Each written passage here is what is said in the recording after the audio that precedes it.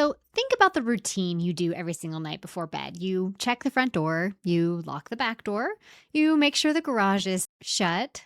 Why? Because you want to keep your family safe. But while you're checking those physical locks, are you checking the digital ones? So recently, a neighbor of mine posted in our neighborhood Facebook group a video from their security camera of a thief trying their car doors for something easy to steal. So, lucky for my neighbor, their car doors were locked, so the would be thief moved on to the next house. But what happens when we leave the front door wide open? So, hackers, they're no longer these mysterious figures in dark hoods sitting in their parents' basement or, some dark cave somewhere. They are actually massive companies with employees, and they utilize software to find the easiest places to attack. And usually, the most vulnerable part of your home's network security is the humans in the house. So, too often, they just leave the car unlocked, they leave the front door wide open, and attackers can walk right in. So, today we are treating your family's data much like your family home. We're going to look at the exact doors and windows hackers are using to sneak in, the simple, quick ways that you can bolt them shut without needing a degree in computer science.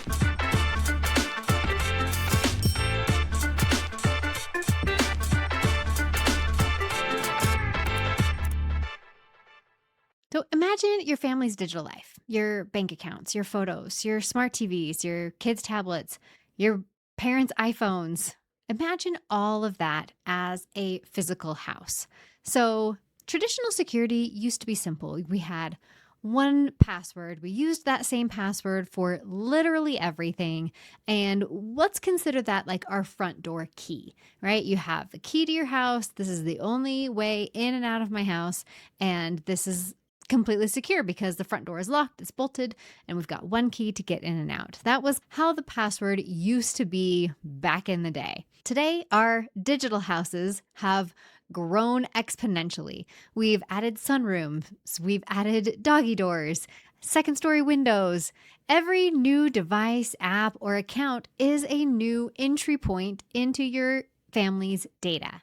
If a thief wants to get in, they aren't going to break down a heavy reinforced door. They're going to look for the window you left cracked open on the side of the house, maybe even in the back of the house. So let's figure out, what are these open windows? What are these open doors that hackers are utilizing to get to your family's data? The first thing, like I said, in the beginning of time, there was one password, and one password ruled them all. Times have changed. So using the same password across multiple accounts for your Netflix, for your email, for your banking is a huge wide open front door. So imagine if an attacker gets the key to your shed. You're like, it's fine. I don't have much stuff in my shed. I've got, the lawnmower and a few other things. So if they get into the shed, it's not going to be a big deal. But the lock to the shed is the same lock that is on your front door. That's like having the same password. So while it's fine that somebody broke into the shed and maybe stole your weed whacker, it's not fine for them to break into your house. But when you have the same password, it's going to be the same kind of thing. If I've got the same key to the shed that I have to the house, then it's going to be a problem. So having the same password across multiple accounts is a huge wide open front door. And many of the attacks you see these days, I'm thinking of attacks like where somebody is talking to your kid through their baby monitor or things like that, is because of these weak passwords. They have discovered your password from another unrelated hack. So again, like the shed is going to be like your MyFitnessPal account. Say your MyFitnessPal account is fine. And if somebody breaks into that, I don't care. I'm going to use a weak password on that. And I'm going to use that same password on my email. If MyFitnessPal suffers a security breach, which they have, and that's why I always use it as an example. So if an unrelated company suffers a security breach, your email address and password combination is available for these software programs to use on hundreds of thousands of accounts at once. And if they have a hit where your email address and password is the same email address and password you use on other accounts, they'll have access to those other accounts as well. So don't use the same password. We'll get into exactly what you should do instead in just a minute, but let's look at all of the open doors and windows first. So this next cracked window in the kitchen or in the backyard, we can relate that to phishing, smishing, spear phishing. So this is going to be like you clicking on a link in a text message that looks like it's from FedEx saying your package is delayed, or an email from Netflix saying that your payment failed. All of these are phishing attacks. They want your credentials. So they want you to have some sort of urgency that you need to handle a problem. So you are going to put in your username and password and basically hand over the keys to the kingdom. So with this kind of social engineering, so phishing, let's break it down really quick. Phishing is what you've seen in the past. It's an email to a whole bunch of people that says like, dear subscriber or dear account holder, and it's from Netflix or anything like that. It's not actually targeting you specifically because it's kind of a broad email that anybody could have gotten. It doesn't have any specific information in it. And so that's just a standard phishing attack. Well, smishing is using SMS. So SMS is the standard text messaging platform. So if you send a text to somebody, usually it's going over SMS, unless it's using iMessage or RCS. It's getting a little more complicated these days, but standard SMS text message. So if you get a text message that your package is delayed or FedEx, that's a smishing attack. And then there's spear phishing, where they're targeting you specifically. They've looked up your LinkedIn profile and they are pretending that they are your boss, or they have seen some of your posts on the internet and they're using that information to do password resets on your account. So these are spear phishing attacks where they are literally targeting you specifically. So those are kind of the differences. So this is all kind of based on social engineering. They aren't picking a lock. They're knocking on the window, pretending to be a utility worker and asking you to hand them the keys. And because, oh, of course, you are a utility worker, here you go, come on in. That's what you are doing when you fall for a phishing attack. So what about the doggy door? We actually have a doggy door at my house. I love it so much. Best thing I ever installed in my house. My dog can go in and out anytime she pleases, and I don't have to worry about if I can get home in time to let her out to go to the bathroom. But setting up a smart baby monitor, a Wi-Fi connected garage door, a smart fridge, and leaving the factory default password on it can open you up for attack. So the doggy door, we're going to say, is the smart home. So IoT devices, IoT standing for Internet of Things. So any smart home devices could have really weak passwords built into them, and that can leave an open door for attackers to come on in. So these are the tiny overlooked entrances. Hackers scan the internet for devices using these default settings. And once they slip through the baby monitor, then they're officially inside your house where they can see everything else that's connected to that device.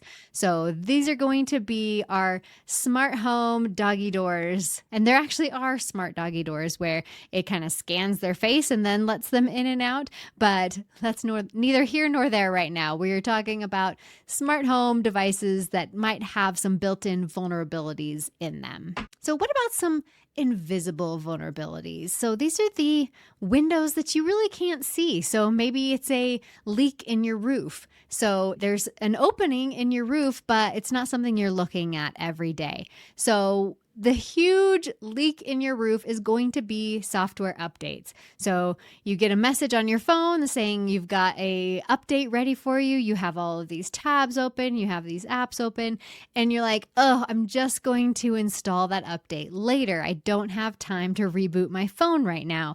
And that's going to be typical response from a lot of people. So clicking remind me tomorrow on your phone, on your computer, on your router, and then just continuing to do do that forever and ever and ever.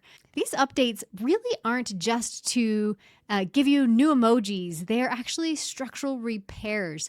When Apple or Google releases a security patch, they're telling the world, hey, we found a hole in the roof and we fixed it. Hackers also are notified about the hole in the roof. So then they go back and write software that will exploit that hole. So the rain comes and it's going to get through that hole in the roof because you haven't patched it. And the attackers are paying attention. And so they are writing viruses that specifically exploit the holes that the operating system has found. So if you don't update your phone, your computer, your router, then you are leaving that leaky roof. So next time it rains, it's going to get through and soak your carpet. Or you can just leave your garage door wide open. I have a neighbor down the street where often we would see that the garage door was open at night. My husband worked late, and so he'd be coming home and see that the garage door was open. He would send them a text, hey, your garage door is open, and then they would go ahead and close it. And lucky for me, I have a smart garage door, and so if it senses that it's 10 o'clock and it is still open, it's going to go ahead and close that up for me. So there are some advantages to having these IoT devices. Just make sure the default settings have been changed. But our open garage in this digital house is a public Wi-Fi. So sitting at the kids' soccer practice, coffee shop, going to a hotel, and then logging into your bank account on the free unsecured Wi-Fi is really opening you up for attack. So it's like doing your family bookkeeping out on your front lawn when anybody can walk by with binoculars and see all of your banking information, your account numbers, your passwords, and things like that. So a public Wi-Fi is going to be the giant open garage in your house. So when you are on a public Wi-Fi, there's a couple things that you can do. Again, we're going to get into all of the ways you can close all of these doors and windows and make sure everything is secure. That is the last giant open area where you can be attacked. So now you're thinking to yourself, Sarah, there's all of these problems with my house. How can I protect myself? So don't worry, I've got your back. We've got the 10-minute home security upgrade. It's going to help you make sure all of those doors and windows are locked and loaded. So the first thing, we're going to install some deadbolts on the house. We're going to stop trying to memorize 50 passwords. Use a password manager. I prefer Dashlane. There's so many out there. One Bitwarden. There's just a bunch. But I use Dashlane for my family. You can do some research and figure out which password manager works best for you.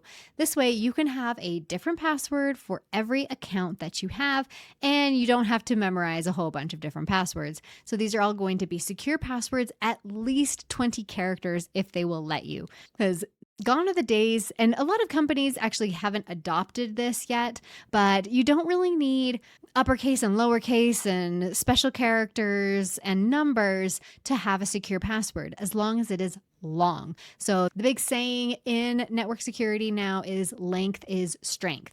So as long as you have a password that is at least 20 characters long, then you will have a pretty darn secure password. So this is going to be like if you had a huge key ring and every door and window in your house had a different key. So if I get access to one key, then I will not have access to all of the rest of the locks. So again, back to our shed comparison. If I have a different lock for the shed than I do for the house, then I'm going to be a lot more secure. So you want different passwords for every single account that you have.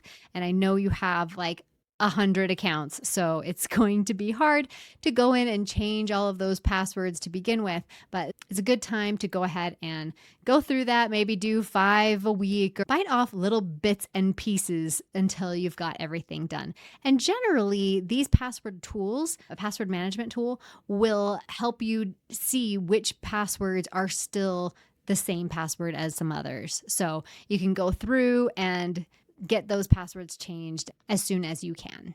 The next thing along with passwords is to enable multi-factor or two-factor authentication on every account that will allow it. A lot of accounts still have not gotten on board with 2FA or MFA, but if the account does have access to that, go ahead and enable it. I know it makes it more difficult to log into any of your accounts, but again, it does make it secure. So, what MFA or 2FA is something you know and something you have. So generally the thing you know is your password, and generally the thing you have is your phone. So you can have an authenticator app like Google Authenticator. There's several other authenticator apps available, but you can scan a QR code and then it'll set up that authentication code so that you can log in and just open up that authenticator app and have that code available to you. The other kind of more popular way is to get those codes texted to you. So you enter your phone number, so it's going to have something you know, which is your password, and then it's going to text you that authentication code for you to log in. So multi-factor is, even if the hacker steals your keys, the multi-factor authentication is a security card at the door saying, wait, I need to text your phone to make sure it's really you. Turn this on for any email or banking immediately. So anything that you need super secure access to. And I always try and say that your email is the most important password to keep secure, because if they have access to your email, they can password reset almost any other account that uses that email address. So they just say forgot password, they've got access to your email, and now they're in. So you want to secure your email account the most. My front door has a smart lock. So if I leave the door unlocked, after 10 minutes, it's going to lock itself. I already told you, if it reaches 10 p.m. and the garage door is open, it's automatically going to close that door. So the next thing you want to do is lock the windows automatically. So go into your phone, your kid's iPad, your smart TVs, and toggle on the automatic software updates. And so let the tech companies fix the holes while you're asleep. A lot of times, maybe your phone will say, hey, it's ready for an update. Do you want to update tonight at like 2 a.m.? Go ahead and schedule that update. You won't have to think about it. It will reboot your phone. But a lot of times, the modern phones now will just open up the apps that you had open already. So it's really not a big deal to get that rebooted. Last, when we're talking about the public Wi-Fi, there's a couple things that you should do when you're on a public Wi-Fi. First, don't get on the public Wi-Fi. I like to use my hotspot when I am in a hotel. So I'm just hotspotting off of my phone. But if I absolutely need to get on a public Wi-Fi, I'm not going to log into any special accounts at all. I'm not going to enter my password into a computer that is on a public Wi-Fi. Because what happens is these man-in-the-middle attacks. So if somebody else is on that Wi-Fi network and they have tools that will sniff the traffic going through the network, and when they grab that traffic, they're grabbing your password information, they're grabbing that login credentials so that they can steal it and use it elsewhere. So again, go off of your hotspot if you're in a hotel. If you absolutely need to get on a public Wi-Fi, then open up a VPN app on your phone. And what the VPN app will do is kind of basically encrypt all of the traffic that you are sending on that public Wi-Fi. And so anybody trying to grab that data from the Wi-Fi network, it's all going to be encrypted, and they're not going to be able to see what that data actually contains. So if you have to use a public Wi-Fi, go ahead and install a VPN app. I use NordVPN, but there are definitely several others that you could install. I would avoid any free VPN services. They might not have the best security, so you might just be handing over your information to a totally different company. So make sure the VPN service is reputable, and you probably have to pay for it. So that should help you keep all of your doors, your doggy doors, your sunroofs, all locked up tight so that nobody can try and get into your accounts. So, keeping your family safe online doesn't mean giving up technology or living in fear. It just means practicing good digital hygiene. Lock those doors, lock your car so that the attacker walking by at midnight is not going to be able to just get into your car because it's unlocked. So again, pick one thing from today's episode to fix tonight. So whether that's just changing one of your account passwords that is the same as everybody else, especially your email, maybe that's a big takeaway, is definitely go secure your email if it's not already super secure already. So turn off MFA for your primary email. Check your home router, see if it needs an update. Do one thing this week that is going to secure your network just a little bit more. So thanks for listening to Oh My Tech. If this episode helped you feel a little more in control of your digital home, go ahead and share it with another parent who's trying to balance it all. And please hit the subscribe button. And as always, I'm here to break down the tech so you can get back to living your real life. Until next time, Family Tech powering down.